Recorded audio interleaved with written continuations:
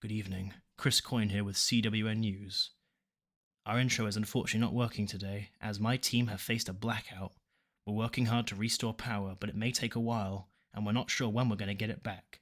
However, there is always news to be reported on, so I'm going to report on these news stories we have in today. A man in Utah is being treated in hospital after being stabbed 2 times in the abdomen by some armed assailants in a convenience store. The Green Lantern copycat was attempting to intervene as these 2 armed suspects were attempting to steal an Almond Joy from a cashier. They were successful in running off from the scene, but not before stabbing the Green Lantern copycat on the way out. This copycat in question believed it was his civic duty to restore order and justice in the state of Utah. Unfortunately, his attempts at throwing a literal Green Lantern at the suspects was of no avail. I would say this is quite a foolish and arrogant way of dealing with something. Usually I would just call the police. It's not worth almost dying over some Almond Joys. They aren't even that good. Deal with it. A frog has miraculously been found to have turned gay after being located in a local pond by officials. They claim that the frog is now homosexual, but the problem is with this claim is that there was no previous data to suggest that this frog was not gay before. However, they're quite adamant that something in the water has turned them gay, and if it's true, all I can say is I'm happy for these frogs and I hope they find love.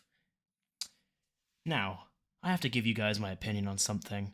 I know I'm in a quiet room, and this team are probably not going to like me saying this, but I'm sick and tired of coasters. Coasters are one of the worst household items ever, and the stats prove it. Coasters are ineffective at preventing any kind of spillages from glasses. They don't help children learn how to keep tidy and not have any kind of drink spill. It spills anyway, and half the time the coaster sticks to the bottom of the glass, so what use is it really? If you ask me, coasters are one of the worst things imaginable. In fact, they're even a choking hazard. Wait, a choking hazard? I know it's dark and I can't really read these scripts. Mary, is that right? A choking hazard? How are they choking on a... sorry, hang on everyone. How are they choking on a coaster? How big are these mouths? How big is the esophagus? I mean, the diameter of a coaster is usually quite large, no? I mean, are they like pill-shaped? Well, that's what the script says. They're also a choking hazard. And if that's true, then coasters really are the worst household item we could ever use. Some economy news now. Trickle-down economics has been proven to be the most effective form of economics, after more than 90% of US citizens are underpaid, a 1% drop from 91% the previous year. Wow, that is really effective. I must say, I'm quite for these trickle-down economics. We should really look more into that. Finally tonight, a man has been trapped in his fridge, but he was able to make a miraculous recovery.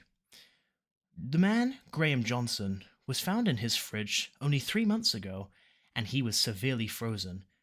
Experts didn't believe he was going to last. The doctors claimed that he had little time to live, as he was so frozen up there was no way out of this. But today he was released from hospital, in perfect condition. How he was able to survive these mortal wounds from being refrigerated for so long is quite a mystery, but it's one I'm very happy to hear. We really do need some good news. All I am going to say, though, to close this off, is if you're doing anything that involves fridge work, if you're putting some milk in the fridge or anything like that, be very careful you don't get trapped in your fridge, because it might just nearly kill you, and you may not quite make the same miraculous recovery that this gentleman did. Anyway, that's all we have time for tonight.